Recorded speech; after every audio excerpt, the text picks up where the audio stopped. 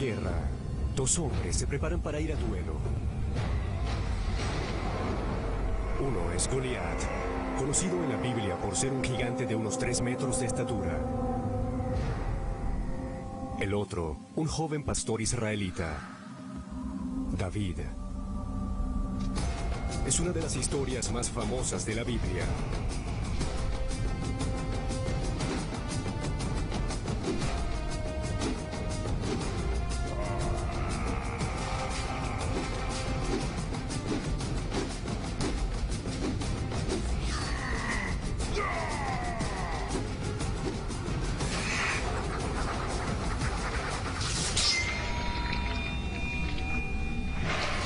Pero detrás de la heroica leyenda subyace una historia de implacable ambición, muertes violentas,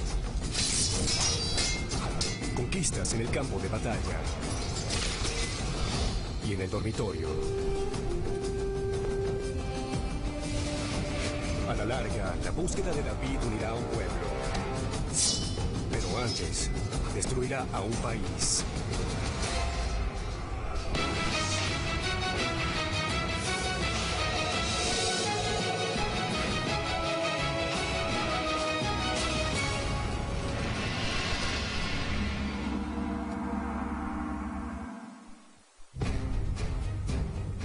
El legendario duelo de David y Goliat ocurre alrededor del año 1015 a.C., una época en la que los israelitas están en medio de una sangrienta guerra contra un despiadado enemigo, los filisteos.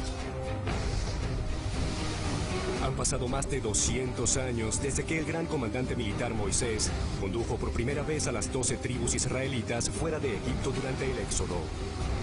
Josué entonces continuó la campaña militar israelita e invadió con éxito la tierra prometida de Canaán.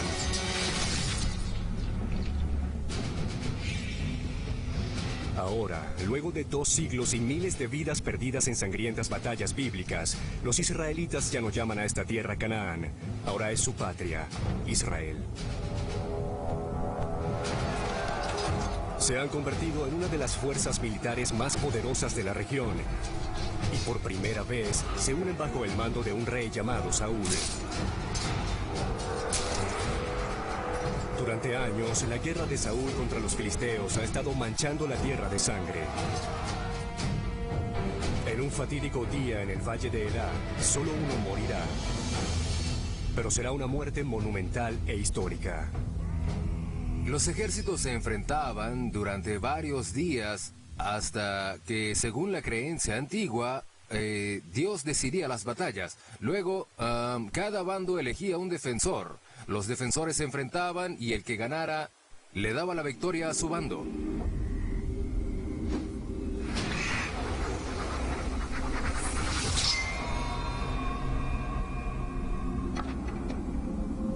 Todo el mundo conoce la historia de David y Goliat, en la que David se aventura hasta la planicie con su honda, apunta a Goliat y le da entre los ojos, y Goliat muere.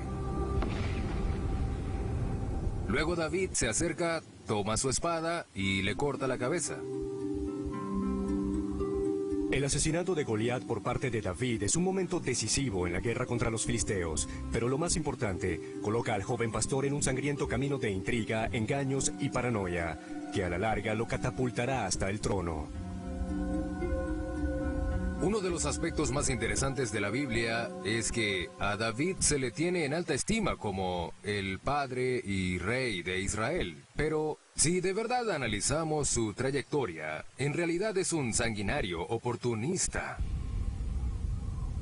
Más que una figura mítica, más que una persona de gran valor, se parece más a un don de la mafia, un hombre cerrado, egoísta que sabía lo que quería y estaba preparado para hacer cualquier cosa para lograrlo, incluyendo la traición y la muerte de su propio pueblo. Lo importante sobre el incidente de David y Goliat no es el aspecto militar, sino el político y social. Gracias al asesinato de Goliat, este joven David logra llamar la atención del gran rey guerrero, Saúl. David se convierte en héroe instantáneo.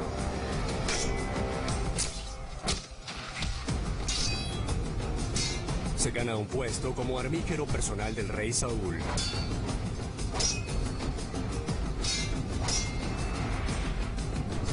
Esto le da a David la oportunidad de pulir sus destrezas como soldado.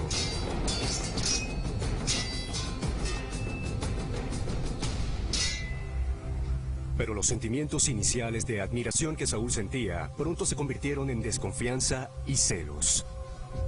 Incluso desde el principio tienes la idea de que esto llevará al desastre.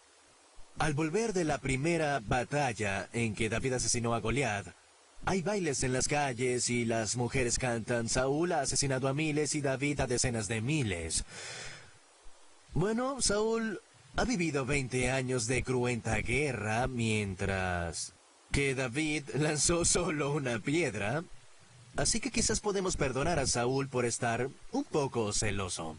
Lo que le preocupaba a Saúl, y con mucha razón, era que luego de pasar tantos años creando al menos el atisbo del reino de Israel, con él como rey, le interesaba heredárselo a su hijo, y le preocupaba un poco que David hubiese hecho alianzas en la corte, porque David resultó un buen soldado. Saúl también sospecha de la estrecha amistad de David con su hijo Jonatán.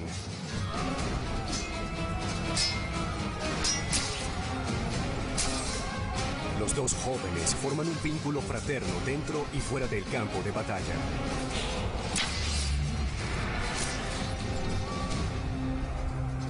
Saúl empieza a alarmarse porque David se está preparando para ser el heredero del trono, o en su defecto para controlar a Jonatán. Esta es la base de su ruptura con el célebre David. Para escapar de Saúl, David se retira a su tribu natal de Judá, una región al sur de Israel. Pero incluso aquí es perseguido por los esbirros de Saúl, por lo que David escapa de Israel y se une con su más grande enemigo, los filisteos. Es en este momento cuando David comienza a formar un equipo de lo que la Biblia llama hombres desesperados. En realidad son forajidos mercenarios que están del lado de los filisteos. Ahora, David no solo es un forajido, sino que realmente se convierte en un traidor de su pueblo. Pero antes de que los filisteos acepten la ayuda de David, deben convencerse de que no es un espía.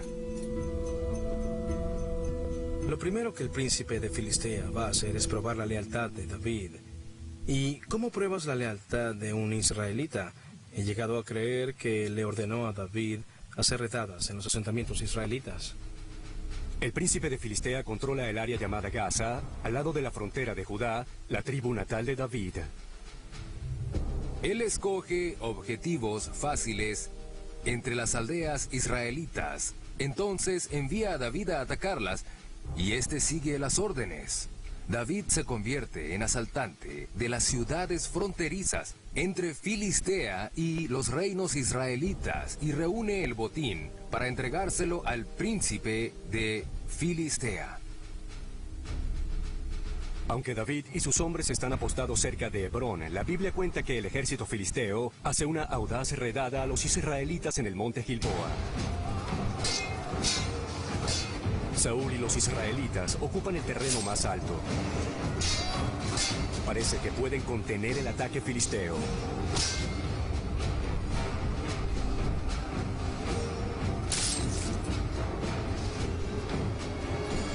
Pero los filisteos logran cercar y envolver a los israelitas. Saúl y Jonatán están condenados.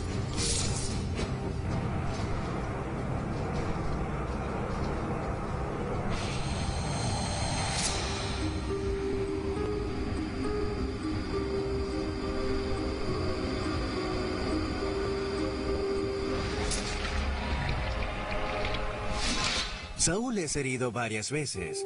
Se vuelve a su portador de espadas y dice: no me dejes con los incircuncisos, me torturarán y se burlarán de mí. Pero el portador de espadas no puede matar a su rey. Negándose ser capturado, Saúl se quita la vida. Los filisteos decapitan a Saúl y cuelgan su cuerpo en una muralla de una ciudad filistea. Desde la posición filistea, la situación no podía ser mejor. el monarca israelita ha muerto, Israel está derrotado, los filisteos ahora controlan todo. Pero los filisteos aún tienen un problema. Aún queda un heredero del reino de Saúl, su hijo Isbaal. Y ni él, ni el comandante en jefe Abner están dispuestos a aceptar la derrota.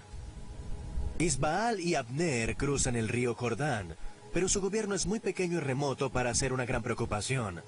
Así que los filisteos lo ignoran. Sin embargo, quieren hallar un modo para controlar a los israelitas. ¿La respuesta? Convertir a David en rey. Un mensajero le cuenta a David de la muerte de Saúl. Con él lleva la corona de Saúl. Los últimos que tuvieron la corona de Saúl, y a decir verdad su cabeza, fueron los filisteos. Ahora de repente termina en manos de David. Esto hace pensar que los filisteos tenían planes para David. Con el respaldo de los filisteos, David se convierte en rey de la tribu de Judá. Pero la ambición de David es mucho mayor. No está interesado en gobernar solo como marioneta de los filisteos, sino que quiere ser el rey de todo Israel. Trae a las fuerzas de sus días como forajido hombres despiadados y expertos asesinos que eran totalmente leales a David.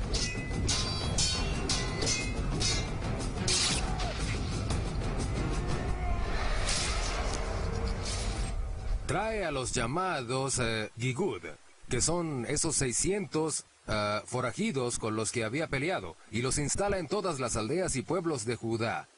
Y la razón no es solo extender el control político, sino formar una fuerza paramilitar en los territorios israelitas de hombres que respeten su voluntad. David elige a su sobrino Joab como su comandante en jefe para liderar una guerra contra el creciente ejército de Isbaal. David sabe que para convertirse en el indiscutible rey de Israel, debe eliminar todo el linaje de Saúl. Los israelitas creían que Saúl había sido designado por Dios, así que cualquier pariente consanguíneo de Saúl automáticamente era más legítimo de lo que David sería jamás, mientras estuviera vivo. Durante más de 2 años, las fuerzas de David, lideradas por Joab, se enfrentan a las tropas de Isbaal. Con cada golpe de su espada, David se acerca cada vez más a su meta suprema, la corona de Israel.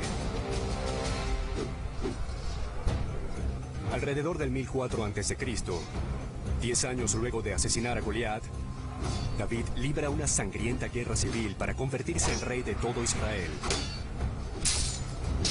El sobrino de David, Joab, lidera el ejército contra Isbaal, el hijo del fallecido rey israelita Saúl. La Biblia no especifica el número de batallas o cuánta gente perdió la vida, pero es claro el hecho de que el ejército Isbaal se llevó la peor parte. El arma de la época es la espada recta, usada para cortar, acuchillar y hundir el letal hierro en el enemigo. La lanza de madera de 1,80 m, ahora con punta de hierro, es usada para traspasar a los soldados enemigos. A la larga, los hombres de David se imponen, pero quedan por atar algunos cabos sueltos. Allí es cuando David, el don de la mafia, empieza a mostrar su verdadera cara. Como en una escena sacada del Padrino, David se convierte en rey y acaba con sus enemigos. Uno de los primeros en morir es Abner, el comandante de Isbaal. Al ver la situación, intentó desertar para el bando de David, pero Joab lo consideraba una amenaza. Joab es el consejero, el autor material. Lo hizo porque era lo correcto, al menos si hablamos de políticas estratégicas. Entonces, una noche, Isbaal es asesinado mientras duerme. Cuando los asesinos se presentan ante David con la cabeza de Isbaal, el rey de Israel los mata. Desde el punto de vista siciliano, si uno ordena el asesinato de una persona, la mejor manera de demostrar que no se estuvo involucrado es eliminando a los sicarios. Y los mató tan pronto entraron por la puerta. David armó todo un teatro sobre cuán horrible había sido la muerte de Isbaal, pero Obviamente, ¿quién se beneficia más con la muerte de Isbaal? David. La Biblia nunca culpa a David de la muerte de Isbaal, pero lógicamente, ¿quién más pudo haberlo hecho? En un espeluznante acto final diseñado para asegurar su posición como rey de Israel, David ordena la ejecución de los últimos herederos consanguíneos restantes del trono, los 7 nietos de Saúl. David manda a crucificarlos y colocarlos bajo el sol, donde todos mueren. Y con ese acto, ya no quedan pretendientes legales al trono. David nunca será culpado por ninguno de los asesinatos. David asegura el trono de Israel, pero sus ambiciones ahora son mayores. Quiere expandir a Israel y convertirlo en imperio. En verdad, David llega al poder porque es el más fuerte de la comarca. Es el más ambicioso de todos. Es el hombre que no tiene límites para favorecer sus intereses. Su ascenso al poder es sangriento. Y lo que sucede luego es que su régimen es igualmente sangriento para conservar el poder. La primera orden de David fue eximirse de cualquier obligación. Presiona a los filisteos que lo ayudaron a ascender al poder. En una serie de sangrientas batallas, los derrota y los somete.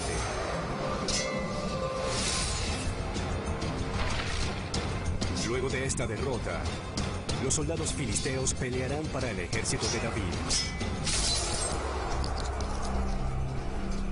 Y le proporcionarán su más preciada arma, el carro de guerra. El carro filisteo de la época es tirado por 2 caballos y generalmente carga a 2 hombres, el conductor y el arquero.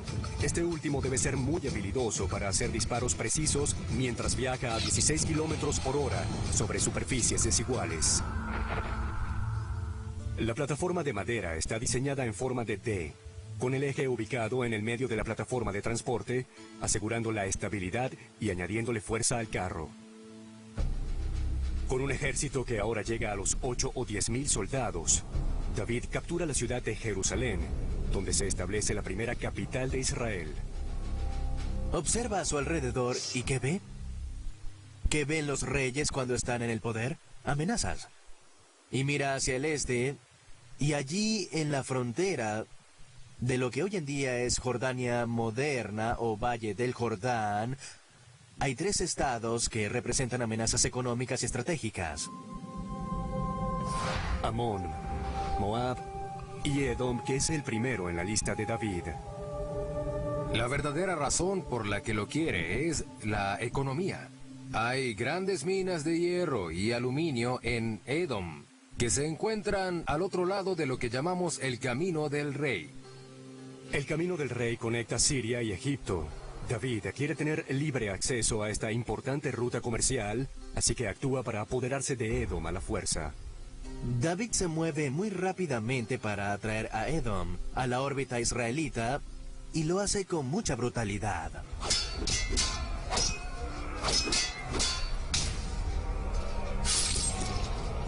David ordena la total exterminación de la población masculina de los edomitas.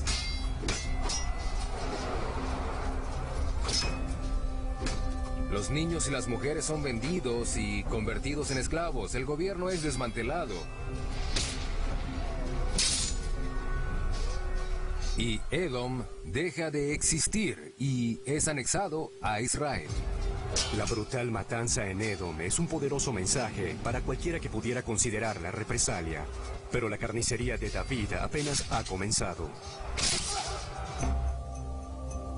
El próximo en su lista es Moab. Tras lograr la conquista de Edom, destruyó su población, pero se adueñó de sus recursos económicos. Ahora, habiendo acortado el camino del rey, el estado limítrofe con Edom, Moab parece ser una amenaza para contener esos recursos. Es un cuento viejo en la historia, en el que un país que fue estado colchón, en cierto momento, de pronto se convierte en amenaza y tiene que ser neutralizado. Es la primera teoría dominó de la historia. David sabe que Moab no es una verdadera amenaza militar para Israel, pues está en el extremo más alejado del Mar Muerto, pero no quiere arriesgarse. Y de nuevo demuestra ser despiadado. David envía el ejército contra Moab y actúa muy rápido.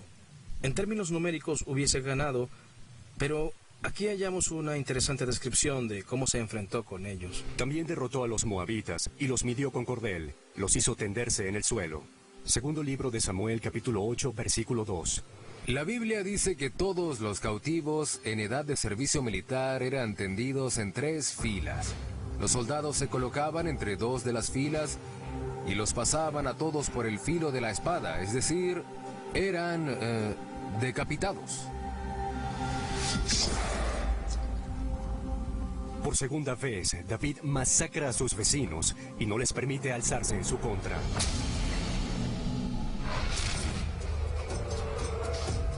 Pero David está a punto de enfrentarse al competidor más potente de Israel en la región. Más sangre está a punto de derramarse en la Tierra Santa. Alrededor del año 1000 a.C., el ejército israelita del rey David está en pie de guerra. Ya acabaron con los moabitas y los edomitas.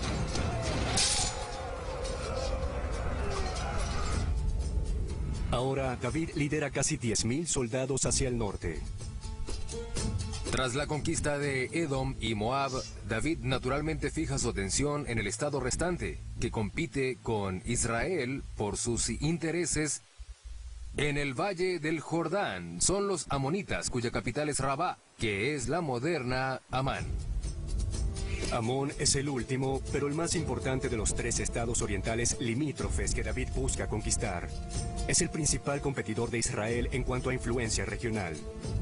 Para entender qué pasó en Rabá hay que comprender el contexto político. Los día en el valle de Elá, solo uno morirá. Pero será una muerte monumental e histórica. Los ejércitos se enfrentaban durante varios días hasta que, según la creencia antigua, Dios decidía las batallas. Luego, cada bando elegía un defensor. Los defensores se enfrentaban y el que ganara le daba la victoria a su bando.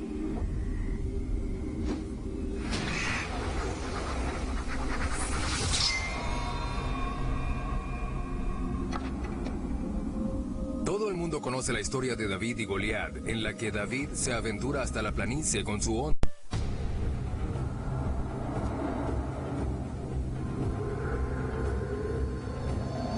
Al borde de una guerra, 2 hombres se preparan para ir a duelo.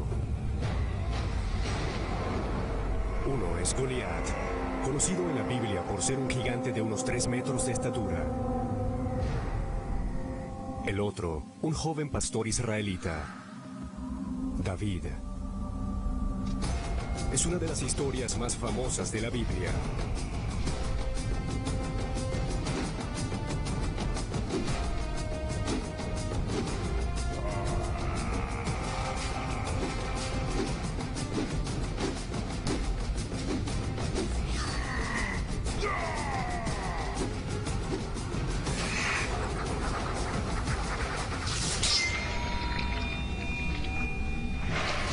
Pero detrás de la heroica leyenda subyace una historia de implacable ambición, muertes violentas,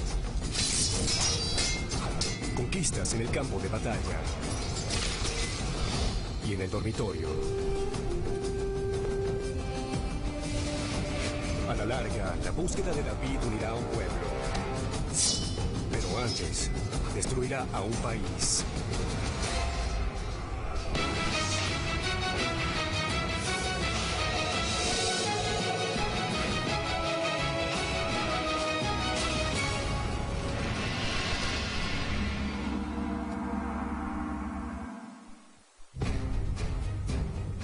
El legendario duelo de David y Goliat ocurre alrededor del año 1015 a.C. Una época en la que los israelitas están en medio de una sangrienta guerra contra un despiadado enemigo, los filisteos. Han pasado más de 200 años desde que el gran comandante militar Moisés condujo por primera vez a las 12 tribus israelitas fuera de Egipto durante el Éxodo. Josué entonces continuó la campaña militar israelita e invadió con éxito la tierra prometida de Canaán.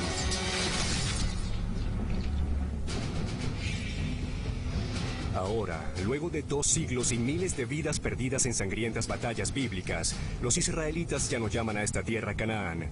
Ahora es su patria, Israel.